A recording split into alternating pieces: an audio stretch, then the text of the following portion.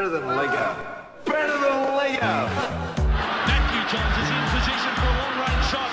He's with it now, Matthew Johns. Here goes the kick from Johns.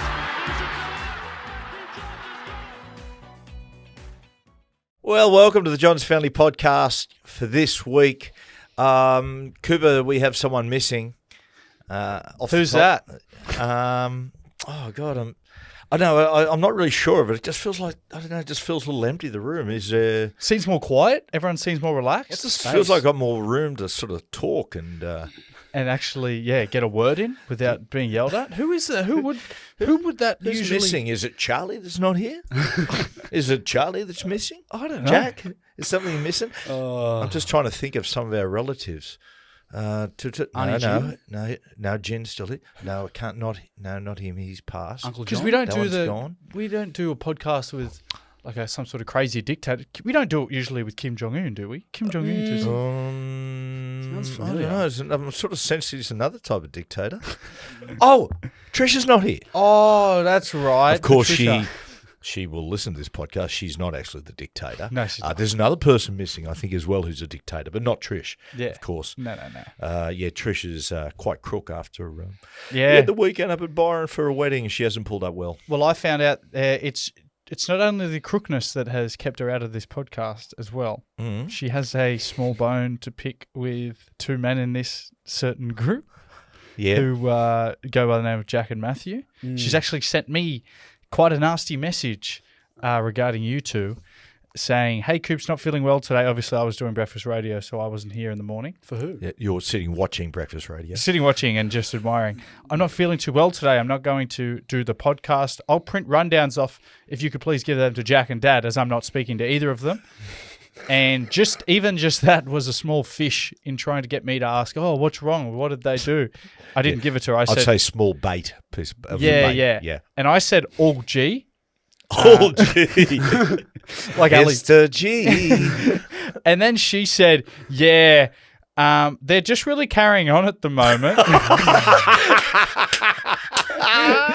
And Jack just has no respect for the house and thinks he can just stick whatever he wants where he wants, like a college dorm room. That doesn't sound right. Okay. Robert, did you go into my room? Have you been in my room lately? No. It is spotless. She's referring to yesterday, apparently, Jack decided to hang up a poster in his room. It wasn't a poster. What was it? It was a poster of Justin Bieber. Let's fess up. I put a piece of Whiteboard. like tape across my wall so I can Plan.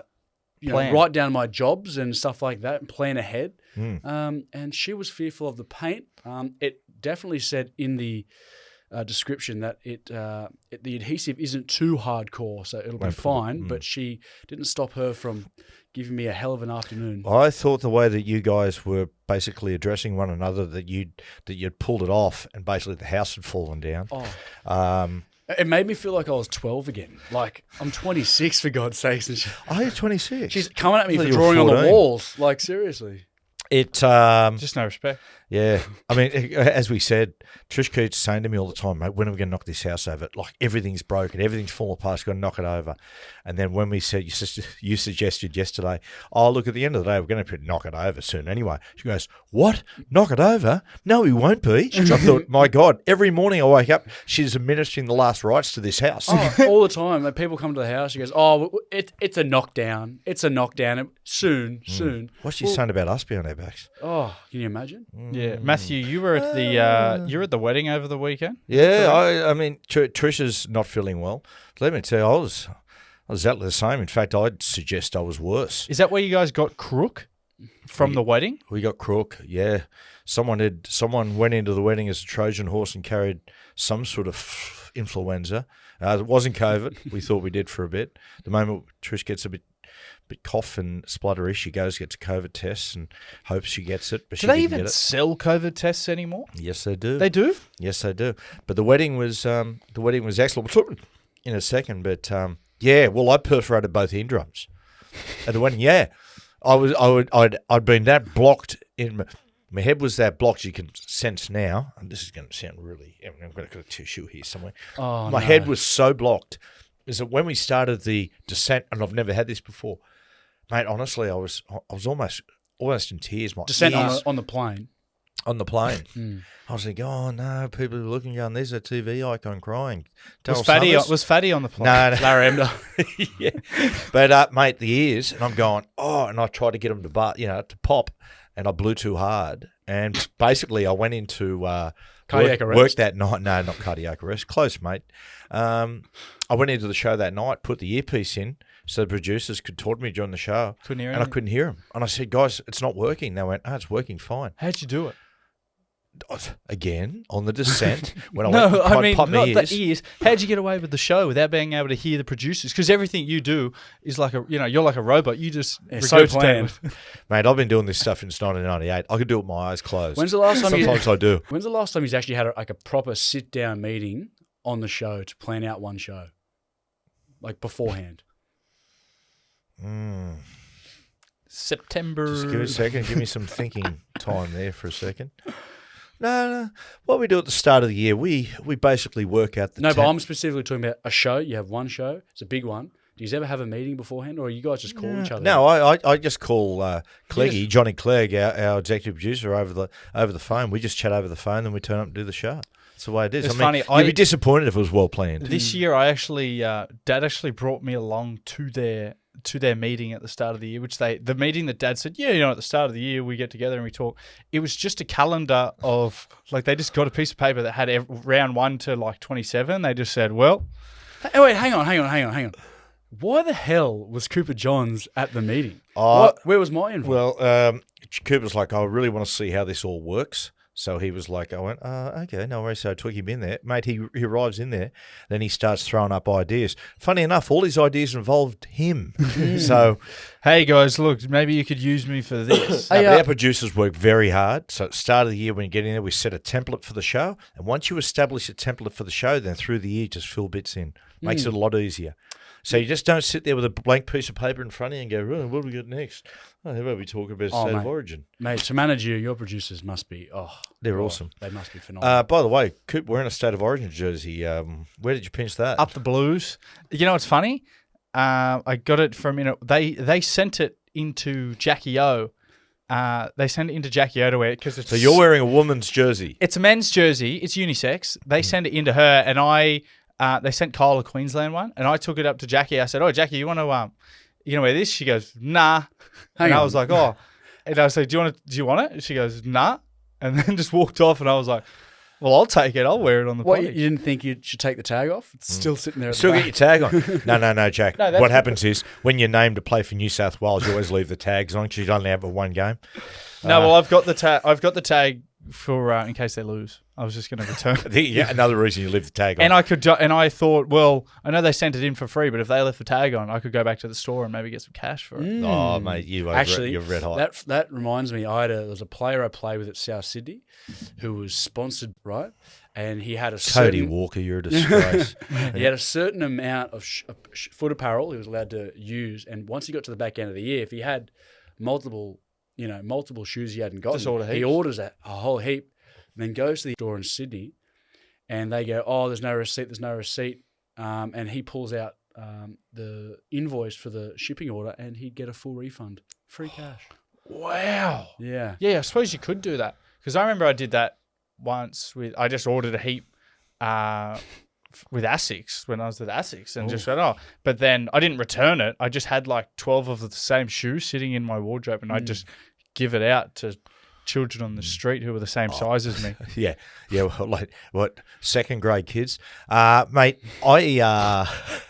That is, how can you talk about small feet?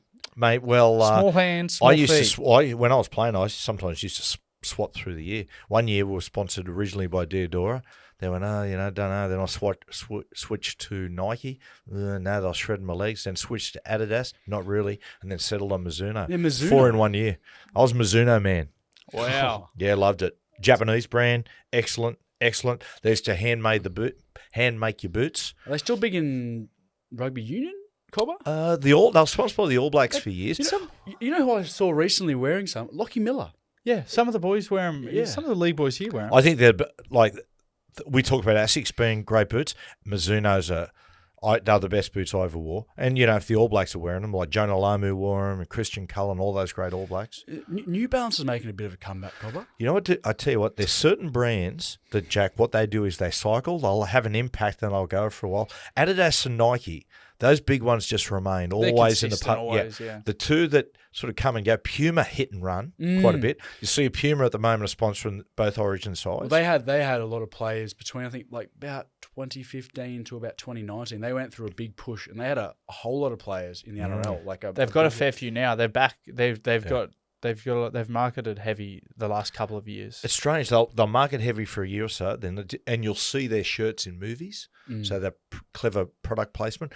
New Balance, very much the same. New Balance is massive in Japan. Well, that's it. That's what I was about to say. When we went to Tokyo, when I went in 2018, and during that year, my good mate Tommy Starling just started his sponsorship with them. And it was, to be fair, Starling was one of the earlier ones. Everyone sort of went, "Oh, geez, New Balance." And then when I went to Tokyo, I didn't realize how big it was over there. Massive. Well, fashion trends follow America and Japan. Japan's usually first. So if you look at particularly sneakers, the sneaker that's out in Japan right now will probably become fashionable here in 3 months. Yeah, they're Japanese as far as their fashion. It's a little bit alternative. Yeah. And then people catch on from there. Don't get me wrong. Some of their creative tastes don't catch on at all. I saw a guy over there basically wearing a trash can one time, and I knew that wasn't going to catch on in Australia.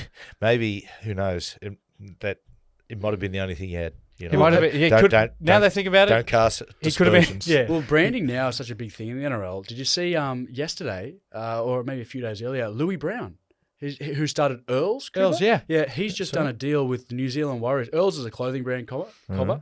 Lewis Brown. And he played for the Warriors, didn't he? Yeah, played for Manly, played for the Warriors. Played centres, a little bit of back row. I'm not sure. A little bit back row. A jack of all trades. Oh, there you go. Master of none? No, sorry, Lewis. You okay? And he's done a deal with the Warriors, so he's going to be doing all their apparel for the rest of the year. Wow, that's cool. His brand. They're going to be doing a huge brand over in New Zealand. They're in actually in stores, in fashion stores. In there, his brand is. He's been grinding at it for a long time. So shout out Lewis Brown. Well if you done, listen Lewis to the Brown. podcast. Always good to see footy blokes doing really well. Yeah. Hey, Jack.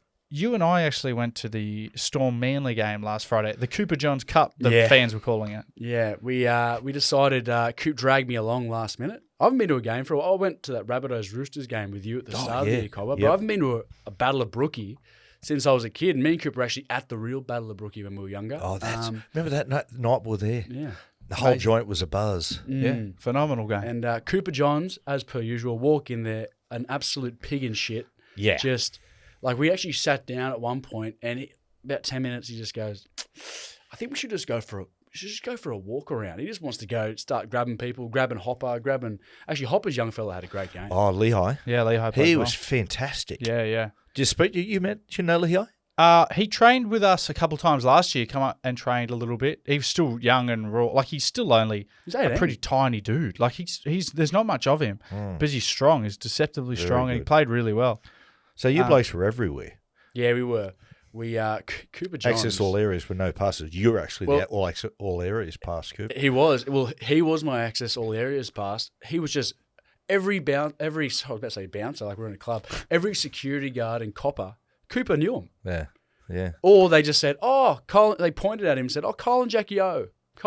Ticket man." I did get a little bit of that. One guy called me Ticket Man and tried to throw something at me. That was the only negative feedback I got. Excuse me. So you went on. So sheds on the field. Yeah, the game finished, and we went. I said, "Jack, let's go on the field." And Jack went, "Oh no, let's not do that." And I went, "Nah, screw it. Who cares?" So we walked out onto the field, and we're just while the boys were all signing.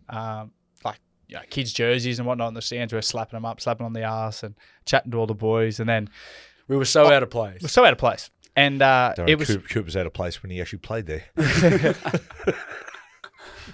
That's harsh. I did cop a bit of shit from the fans. I'll get to that. But then I had a tough decision because Manly won. Oh. And I thought, well, what sheds am I taking Jack into? We've got the Manly, the winners' sheds, or we've got the Storm sheds. So obviously I went to the Manly sheds because they'd won.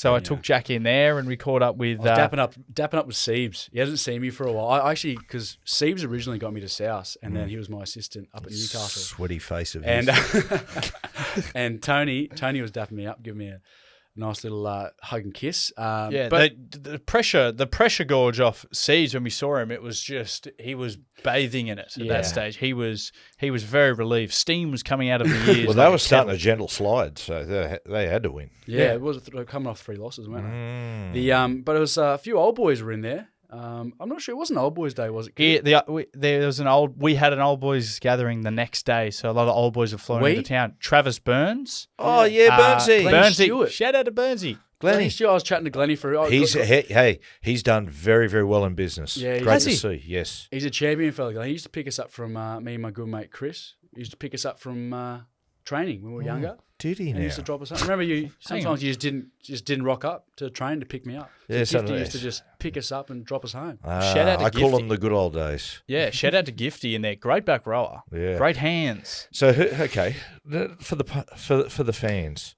righto. Who do you think is the most friendly of the Manly boys to go up the current Old team? boys? If you're walking down, if the team's walking along and the fans there and say, should I go up and current place and get an autograph? Who's the one they should approach and the one to avoid? I mean, geez, they're all pretty good to be fair. Come on, make it interesting. Okay. I'll tell you who I like. Taniel Paseka. Oh, lovely guy. I think he's a good bloke. Remember the time you brought all those guys back here at night? It was like 2:00 in the morning. And it was boom, boom, boom. I was going, what the hell? Walked out the back and Paseka was standing there. I was like, holy shit. Yeah, he's so big. He is so large. What did you say to him as he was walking past, Coop? Did he still leave? What did he leave? I said, come pick up your blazer because that night, because it was after our awards night. And this is like 10, not 10, probably 8 months ago. We had kick-ons in the garage and he just left his blazer in there. And usually if someone left their clothes, I'd be happy about it. But because he's 6'8" and like 130 kilos, no one in this house is fitting into that blazer.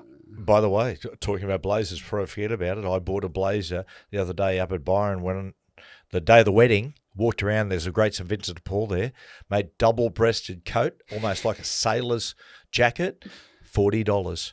What? $40. I could barely believe it. I got it off, and I went to the dressing room, went, please, sweet Lord, let it fit. Boom, perfect. Like a glove. Yep. Judge smiles. And walked around. I was that impressed with it. Walked around for the next few hours in and around Byron with board shorts, thongs, a T-shirt, and my double-breasted jacket. How good's that? I'm just so proud. Sorry, back to it. So Paseka's the good guy? Paseka's good. Okay, who's the one? Who's the dirtbag you don't go near? And why is Ruben Garrick? Yeah. I would say Ethan Bullymore. Oh. Sweaty Bull. Did he tell you about, okay, myself, Fletch and Hindy are up at Magic Round and we're at the pub having a beer at 9:00 at night. Next minute, Fletch still says, we just turned and he just appeared. Ethan Bullymore just standing there, just staring at us. And we're like, holy shit. What hour? 9, 10 o'clock at night. Oh. Is this after their game?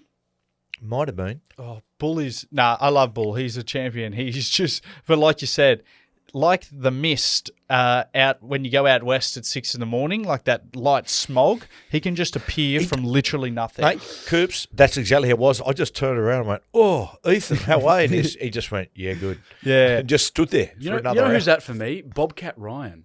I've found myself in clubs over the years so many times, and out of nowhere, Bobcat just rocks up. He's just there. Love He doesn't Cat. seem like a real sort of like No, he loves a clubby good time. guy. No, He's heaps of clubs. Also, can I just say, outside of at that Manly game, we then, after 10, 15 minutes after Craig had done spitting all over the boys in the post-match, we went into the Melbourne sheds as well. Okay. How was that? a little bit less excitable. Oh, you know what was bad? I had because I was in there and I wasn't drinking, so I'd had just being around the boys, you know what it's like, you get a vibe. So I'd had 4 Red Bulls in the Manly sheds. And then I remember I walked across and it was a vibe in there. Music was blaring. Heaps of people were in there. Heaps of people I hadn't seen for a while. And I was like, let's go see Bellyache and the boys, Jack. And Jack's like, yeah, right, sweet. So I walk in, basically at this stage, my heart's at 140 beats per minute. And it's just like everyone's just in there sad, sitting in their towels after the loss. And I'm sitting there like, hey, guys, how you going, everyone? What's going on? Like, go over and see Hinchy and that. How you going, boys? What's going on? Mate, unlucky on the win tonight. On the loss tonight, sorry. That shows the state of mind I was in. But they were all pretty good. They were all knockabout. Yeah, I was chatting to a few of my old teammates, Joshy King. I was chatting to Billy. Billy Slater was in there. Oh, was he, must have Billy? done the commentary, Billy. Billy the Kid. Yeah, I was just telling him what I thought about Reece Walsh, and I think he went with me. Yeah, right, okay. Jack, I saw where... Jack said don't pick David for Feeder. Yeah, well done, Jack. Yeah. Well, I saw where Kevy Walters come out and said, what Reece is really important for Reece to do is needs to just take a chill pill. And at the press conference, someone goes, Billy, there's talk about Reece Walsh maybe needs to take a chill pill. And Billy goes, there'll be no pills in camp. I thought, don't tell Joey that. Yeah. No, well, yeah. I saw him at the interview the other day on Origin, been interviewed at the press conference. He's turned into a coach, Billy. He was quite narky. He was had a little bit of edge to him. Was he? Happy-go-lucky Billy. Wasn't, Billy Card Billy was, he turned a little bit serious Billy. The Billy Goat, is he turning into a different, are we seeing the progression of Billy Slater into a nasty old coach? No, well, you don't need to say nasty and old. Just call him a coach. Just a coach. Okay. Well, the greys are starting to appear. I seen him the other day. I asked him, are you starting to put greys? Are you doing the Clooney and you've started to put greys? Because they're only growing on the side. Is he potentially starting to hit that age? Greys in the hair, anger in the brain. Yeah, could be. Maybe you should give him what you got, Cobber. Give him some of that. What's that? Livia for men? Yeah. Mate, look, you're feeding the fans things I don't want to hear. I get stuff about I'm wearing hair plugs. People ask me about hair plugs in the street. People don't have hair plugs. Tiny hands, okay, cop that, but don't need abuse from children in the street about it. And now the hair dye. Guys, I don't have hair dye. I've got a few greys coming through, but I've got very good genetics. Hence what I said to you last night, Jake. Remember, here's something for you. Now, I'm not proud of this, is that Michael Maguire come up on the screen, and Jack, and I want to dob you in here, Jack. Jack goes, holy shit, how old does Madge look? Actually, Fletch said on the show, is Madge dying? I said, no, not that I'm aware of. And I said, oh, yeah. And he goes, how much older is Madge than you? I said, let me just check. 4 years younger than me. Yeah. I said, thank you for your good genes, Jack. Sorry, Madge. Oh, that is brilliant. By the way, Madge, on Madge, he sends his thank you, boys. He's calling you guys the Trojan horse, carrying the flu into the sheds and giving it to Harry Grant. Yeah. Well, he come over here on the Saturday, and obviously you and Trish were quite crook. So I think maybe that lingering illness that's going around that you guys had might have been passed on to little Houdini. No. Before we go to a break as well, while we're on rugby league, I went down to watch close personal friend Nico Hines play last week. You've been everywhere. And everywhere you go, they lose. Everywhere. Well, I'm a Manly old boy, and they won. Although I was going for Melbourne. Yes, gotcha. I tipped them. But I was going down because I'm trying to stay off the drink. Yeah, I was about to say that. Good job. Yeah. I was trying to go a month, and that was week 1 of trying to stay off alcohol. So I couldn't, if I sat still or didn't have a Red Bull in my hand, I was just going crazy. So I had to drive everywhere. So I drove down Cronulla. God, how old are you? And I got 24. You sound like your grandfather. And I love how he was demonstrating how he's driving, and he was just going across lanes. Yeah, That's it's what I was actually purely accurate. Yeah. Well, it was a 5-lane thing I just indicated. And I headed down, and I got there 25 minutes late to the game. And by the time I'd got down there, not only were they down by 20 points at the time, Nico had just gone off for a HIA. So I drove an hour 20 to get down to Cronulla to watch him. And then they go, oh, he's been taken off. His roommate, Wee Man, was down there. And Wee Man go, oh, he's just going to take it off. So he's coming back. And he go, I don't know. And I love it that people that care. Wee Man didn't even know the score. He was that maggot. Wee Man was going, mate, no, I don't know. It's good to see you. And then come back over half time. Nico Hines ruled out for the rest of the game. So then I just watched for another 20 minutes, and then it hit 36, and I just went, screw this, and just left. Went home. Actually, bought a Red Bull and went home. That we haven't done feedback for a couple of weeks, but I'm thinking about bringing it back next week. How about that? How about listeners, let us know on your Friday and Saturday night, if you're off the drink, what activities do you get up to? Oh, yeah. What do you do to stop yourself from drinking? That's good. It's a good one. What activities? First week's the hardest. First, you got to break old habits. Breaking habits is the most difficult thing. Once you break the habit, you're sweet. I so think you're on your way. Thanks, Dalai Lama. I think the second week's going to be. I think this weekend's going to be the hardest. Anyway, let's go to a quick break, and we'll be right back. Welcome back to the John's Family Podcast. And I've got to say, I touched on it before, up at a wedding. Shout out to Andrew Scoggs and his beautiful new wife, Abby. Of course, when I say new wife, he's only had one wife. Abby, let's hope it stays like that.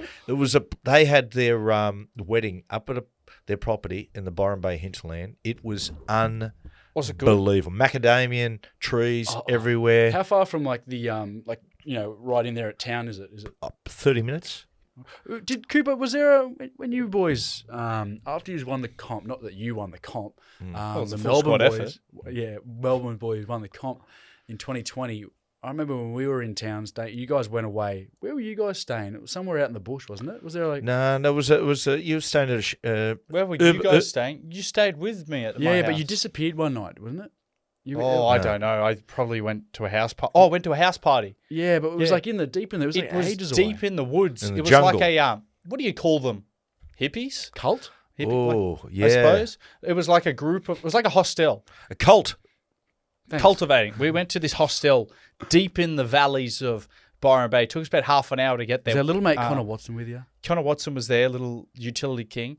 And we walked in and everyone was dressed in like kicking hacky sacks and drinking red wine and playing the bongos, right? And we were all dressed in like jeans, like ripped jeans. Like we looked like we were from the 2000s. They looked like they were just left Lollapalooza in the 70s. Yeah. So we stuck out, and you're only allowed to be in this party if you live in the hostel, if you live at the area. Yeah, because they all live in tents and stuff. Yeah. This sounds like a cult. It was very to weird. me it does. And I remember Connor was like, hey, everyone just be cool. We'll get in. That is Connor. That sums him up. Connor he's like, let's just be cool. And Connor walked in, good looking bloke, like wavy hair, far back hairline, and he was walking through and he was like, hey everyone. And he was like drifting through and just sat up like at this little table with like this old like 80-year-old guy and like this young girl. He sat there and he was like, hey, started talking with them.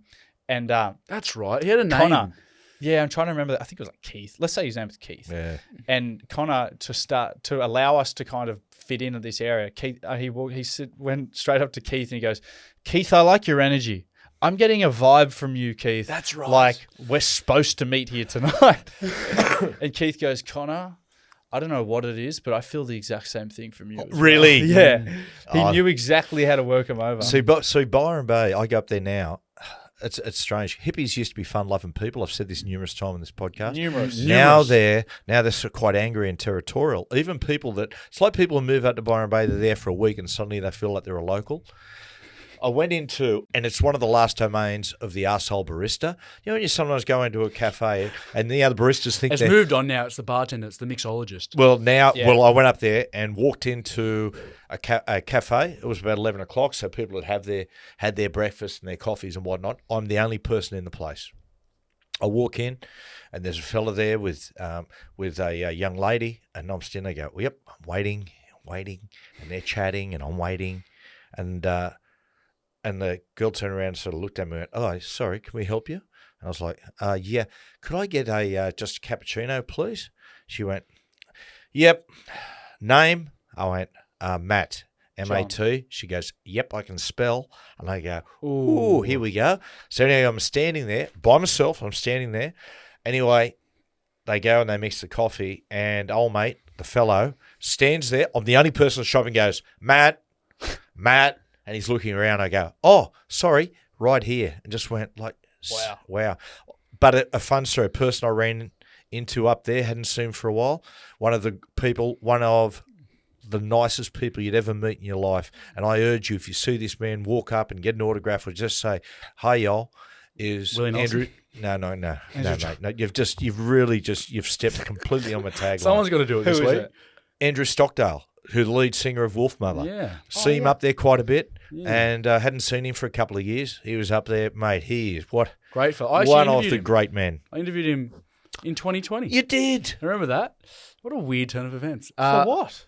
For Sound Advice. Oh, did you? Yeah, on SEN. On SEN, we did Sound Advice, and me and Connor during the buy round that year, 2021, sorry, went up to with a few of the boys, Mackenzie Baker, Chrissy Randall up there in the Gold Coast to Byron, and we we just had a little trip up there because he got the week off. It was just before that COVID struck. And we ran into him in the street, Andrew Stockdale, at the Byron Bay Bowls Club. Yeah. there's Yeah, bowls yeah, there. yes. That's where we met in that time. Yeah, as we well. met in that Yeah, time. So yeah. I was having a beer with him because he goes, "Oh, I'm going to catch up and have a drink." So yeah, I'll meet you at the Byron Bay Bowling Club. So we turn up there. I go, "Mate, what are you after, brother? I'm getting myself a double vodka and soda." So what are you after? He goes, "Oh no, I don't drink anymore, Matty." I went, "Oh no."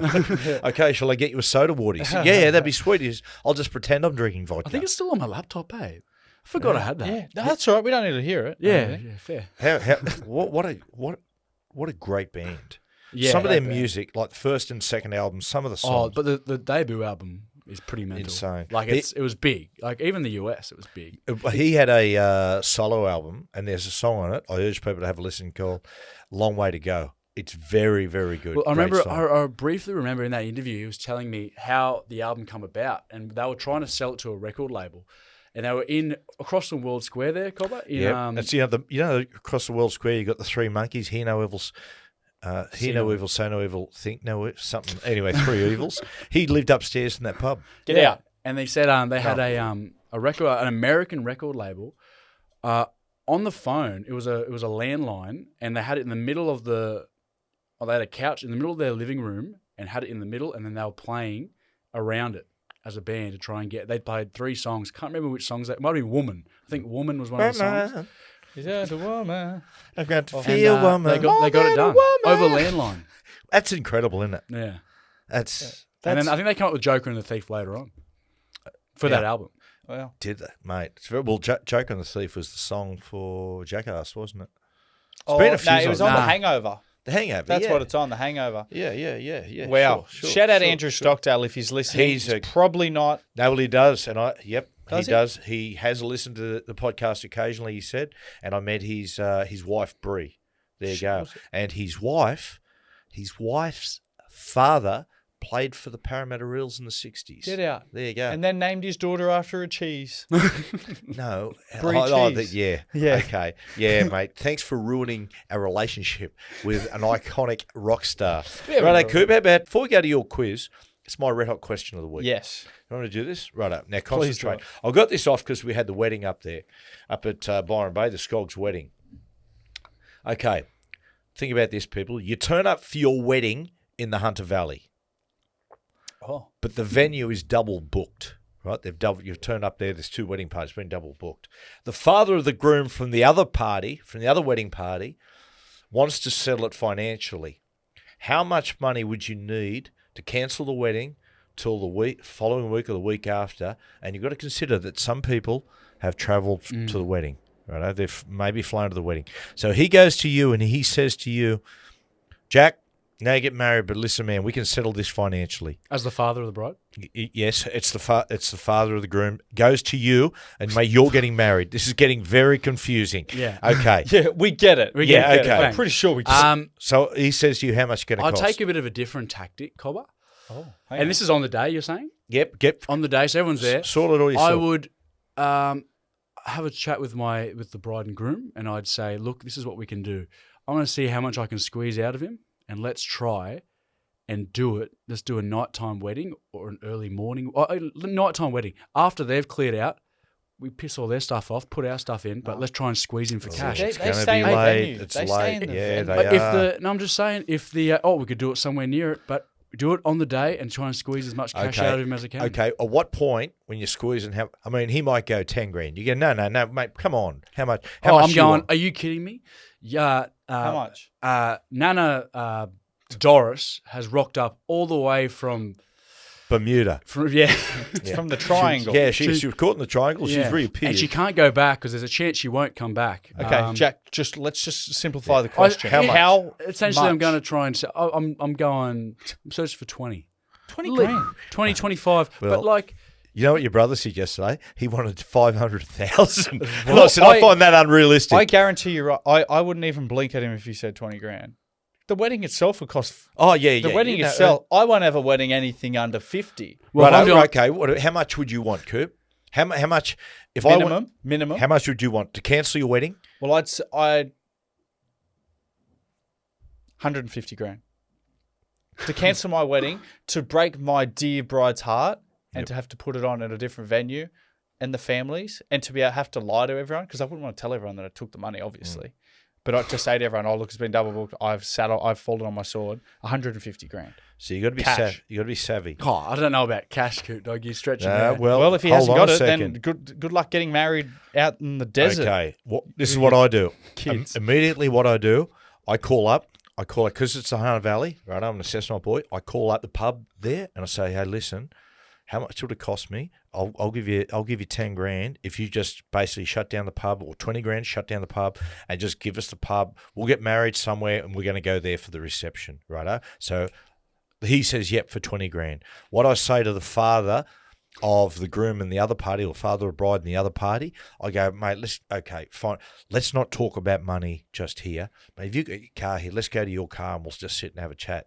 Now, when you turn up at that car, if that car is a high-powered sports car, or you're looking, it's like a Rolls Royce and that, suddenly you go boom, boom, boom. So I'll have a figure in my head, $80,000. But if I turn up there and it's a Rolls Royce, I'm going 250 grand. Oh, I And- like and- you. Yes. See, I like the thinking that you've done. You are judging Yep. the book by its cover. How are you going to guarantee And the then- money? You're going to drop a contract right there and then, Cobber? No, you want it. You Write a check. just say, "Listen, we're here. When that money gets put in the account, then basically we'll shift off for you." I don't know if I don't even know if. Do you know how online banking works? I actually don't. Yeah. There's for a bloke to go, yes, sweet. Banks have limits on how much you can pay in a day. A lot of them. So for him to just go, yes, sweet, and go 250 there, you might be able to get some of it there up front, and you have to write you a check. Or Okay. some sort of thing. Perfect. Is you happy with the check? I'm happy with the check. Check one too. To tell what we'll do while we're at it, but let's just take another break and we'll come back with Cooper's quiz. Welcome back. Over to you, Miho. Well, amigo, Cooper's State of Origin quiz. It's a State of Origin week. Damn, that's good. And it's exciting. However, I've got a small spin on it. Oh, This is not a rugby league quiz. I'm going to name Australian personalities. First person to buzz in has to guess whether you think they're from Queensland or from New South Wales. Hence the State of Origin. so you got to themed buzz quiz. first. You say your name first. So don't blurt the answer, Jake. Test your buzzer, Jack. Jack. King. Lord. Okay. They'd work. First person. Larry Ember. Jack. Queensland. It's got that vibe. Incorrect. He's a Maroubra boy. Oh, He's New South really? Wales. Yeah, Maroubra Yes, boy. he is. Yep. Matthew Johns. He gets the point. Ding, Thank ding. you very much. This is the trick with this quiz as well, I might just add. If you guess, obviously it's only two options. If you guess the other person and guessing correctly, the other person just gets the point automatically gets the point. no Yeah. shit. Right. Thanks for that. I just wanted to clarify that for the listeners playing in the car. Yeah, good one, Coop. First point, 1-0 to Matthew. Next person. Sir Donald Bradman. Jack. New South Wales.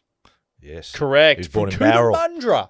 Cootamundra. Cootamundra, was he? That's where he was born. Maybe he Ah. grew up down Yeah, there. because you go to Bowral. It's got the Donald Bradman Museum. Worth a look, I must say. Maybe that's where he grew up, but Yeah, he was yeah, born in that's what I Cootamundra. just said. Yep. Okay, sorry about that. Yep. So, 1-1. Jack, 1-1. Exciting. Okay. Next one. Sophie Monk. Emperor. Sophie Monk. Will you accept that, buzzer? I'll say Queensland. Yes, Queensland, Brisbane. Brisbane girl. Yeah, Brisbane girl. 2-1. 2-1. Okay, the next one. Michael Hutchins. King. Fucking- Oh, New South Wales. Yeah. He was Yes. born in French. He was Northern Forest. He Beaches, went to French's school. Forest. Crow's Nest he was born in, it said. Well, close enough. This and is all actually Wikipedia. went up his father. It's going to bring up bad memories, but when his father and mother split, his father moved up to Maitland and opened a shoe store in Maitland. No way. Cobbler? No. He was happy. No. Okay. 3-1. The Alberta 3-1. Scouts. Okay, next one. Grant Jack. Dania. Grant Dania is a Queenslander. Incorrect.